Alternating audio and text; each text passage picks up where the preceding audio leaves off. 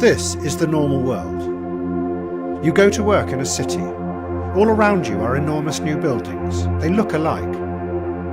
But you will never be able to afford to live in them, because they are not really homes. They are blocks of money, bought by global investors whose money has nowhere else to go. Well, at 20 minutes to 5, we can now say the decision taken in 1975 has been reversed by this Brexit referendum. happened.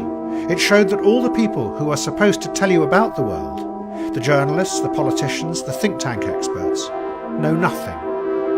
It showed that they and you live in a dream world, detached from reality. You spend your days and nights on social media. The original vision was that it was going to open up a new paradise where information was shared freely. But now, the algorithms are so strong and know so much about you that they only give you what they know you like. You have become trapped in an echo chamber where all you see and hear is you.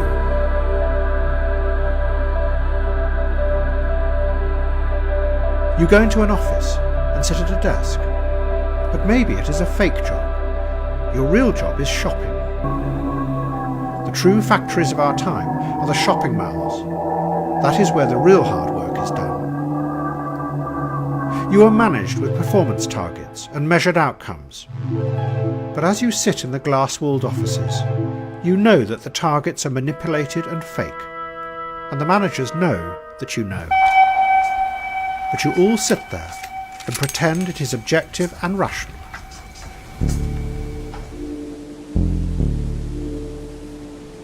You are cool, and you know what is cool. The original idea of cool, back in the 1960s, was that you would pull back and see the world for what it really was, the violence and brutal power hidden under the surface. A detached gaze, free of political manipulation. But then the politics fell away, and now you are just left detached. You know that the politicians today have no idea what is happening. They pretend to be in control, but they are helpless in the face of the refugee crisis, and they do nothing to stop the corruption, the growing inequality, the emptying of the cities by the waves of money. But maybe they aren't really politicians any longer. They have become instead pantomime villains, whose real job is to make us angry. And when we are angry, we click more. And clicks feed the ever-growing power and wealth of the corporations that run social media. We think that we are expressing ourselves, but really, we are just components in their system.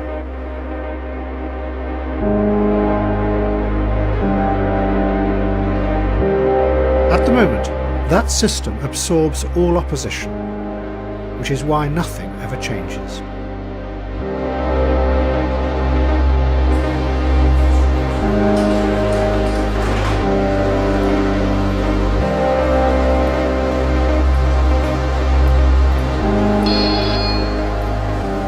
"40 years ago, there was another all-encompassing system.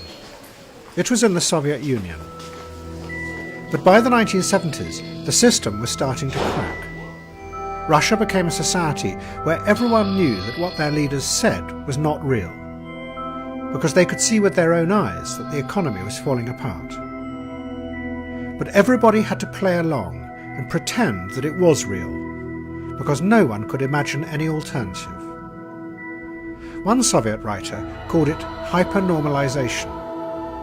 You were so much a part of the system that it was impossible to see beyond it.